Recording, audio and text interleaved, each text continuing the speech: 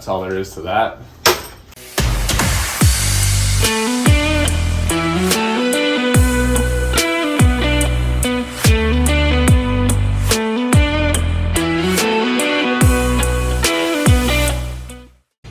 What's up YouTube? Chris here. I have a gravel race coming up this weekend. It's not really a race, it's gonna be called Chill Pace, but I need to prep my bike a little bit for it, so I thought that I would just kind of walk you through this. As I do it, and it'll be a little walk around, pull it off and put it in the stand here. This is a Topstone alloy from a few years ago. It's an awesome bike, I love it. I've done a few things to make it my own. Well, everything on it is completely custom, none of it, I just got it as a frame set only. First things first is 80 miles of gravel, but it's like hard pack gravel, so I put these WTB Byways on it, which have a nice smooth top on it, but also some bite on the side, so when we go off-roading a little bit, I can have some confidence in the corners, but also not sacrifice rolling speed. Well, that's the idea. It's not like I'm gonna be going that fast anyways. I also got these fancy new rotors for it, only because these are 160 mil Ultegra rotors, Ice Tech from Shimano, because I've had so many problems with contaminated pads and contaminated rotors in the past that I just changed all my pads and rotors for this. Yeah, I've had a ton of trouble with contaminated pads, contaminated rotors. It's the Shimano stuff for me. Let me know if you guys have the same problem. I'm always super careful, but have gone through a ton of pads and I'm just completely over it. So for this event, I'm doing new rotors and new brake pads, front and rear, which I've already installed. And so now I'm just putting this wheel back on, but I don't want to hear squeaky pads, squeaky rotors, and I want to be able to stop.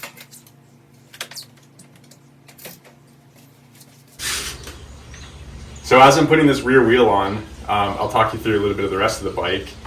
It is on 650B Stan's Crest rims, hubs that come with the Topstone alloy like this.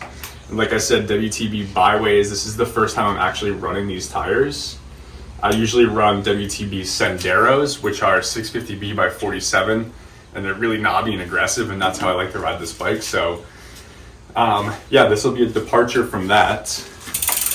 Also running an Ultegra RX rear derailleur. This was kind of like a weird generation pre-GRX and post like any weird things that people were trying to do one-buys for gravel bikes on. So this is Ultegra RX. I think it's like a one-year only thing. Has GRX 400 cranks. I put those on there a few years ago when they first came out as well. Shimano XT pedals. I also just recently swapped to GRX levers here because of the way I ride.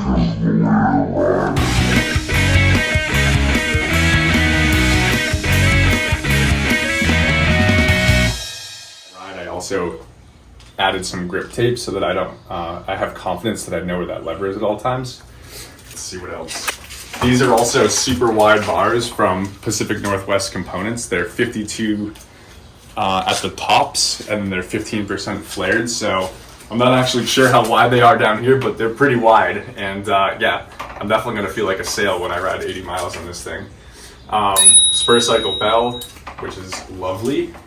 Some Palace collab bottles because you gotta be fresh. And then the other thing I'm gonna do is swap out this saddle. It's a tie-railed saddle. I got this Line Pro S, or Line S Pro Flat carbon railed saddle, and it's a little bit shorter and a little bit wider. And I've been running this on my road bike and my mountain bike, so I'm gonna put it on this before the event this weekend. So I'll do that, but yeah, that pretty much wraps this bike up. I've beaten on it for the last 3 seasons, really, like flow trails, full-on mountain bike trails, not a whole lot of man's regular gravel biking on it, and it's totally held up to it. So I love this thing. I'm just going to give it a bit of a refresh for this weekend, and yeah. So I'm just going to walk through pulling off this saddle. It's on a Thompson seat post here, so you've got the bolt in the front and the bolt in the rear.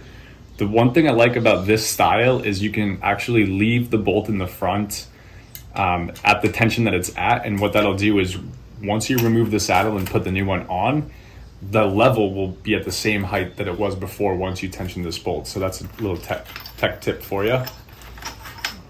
That'll just come off. Here's the new, well, a few years old now, but new to me, Fabric Line S Pro Flat Saddle. Fabric doesn't make these anymore, or anything really, I think. So Cannondale will be taking it on. This is a stubby, a short, and then wide saddle. So like I said, it's been on my road bike, it's been on my mountain bike, and now it's gonna be on my gravel bike. Carbon railed. So I'm just gonna put a little bit of carbon fiber grip on these rails here just to prevent any slippage. Just a little extra precaution here. And that's all there is to that. Now I'll throw this saddle back on. Oh my God. Okay, so the front is in and set just about where it was. Now I need to find the bolt that I lost. Big deal. Should find it. And since I left that front one generally where it was to begin with, all I have to do is tighten this one down to torque. I am gonna have to get my torque wrench out because these are carbon rails, and so you have to be specific about what torque specs you're running these at. You can't just run it and wing it, otherwise you run the risk of breaking the carbon. So I'll find that and do that, make sure that's good, but that's it. This is more or less what it's gonna look like going into this weekend. I left out the biggest detail about this bike, which is the fact that it has no paint. It's completely raw aluminum, polished to an extent. So I did this 2 or 3 years ago when I first got it, and have only upkept it like once or twice. I haven't really put too much effort into it, and then just had this Cannondale graphic kind of made up for it. But yeah, I mean, if you want a raw bike, if it's aluminum, I say go for it. If it's steel, I say go for it if you want a rusty bike. And I think it makes this one look super badass. So thanks everybody for watching. I appreciate you very much. Comment if there's anything you like about this bike or don't like about this bike, or if you, I want to hear also if you have any problems with contaminated rotors and pads on Shimano stuff specifically. I have that issue on all my GRX stuff, all my Ultegra stuff, and all my XTR stuff. So basically all the Shimano stuff I've been running for the past 2 seasons, I'm constantly getting contaminated stuff. So if you have any insights or recommendations or whatever, throw them my way. I am all ears and eager to learn how to keep my stuff from being contaminated. So thank you very much. See you guys soon.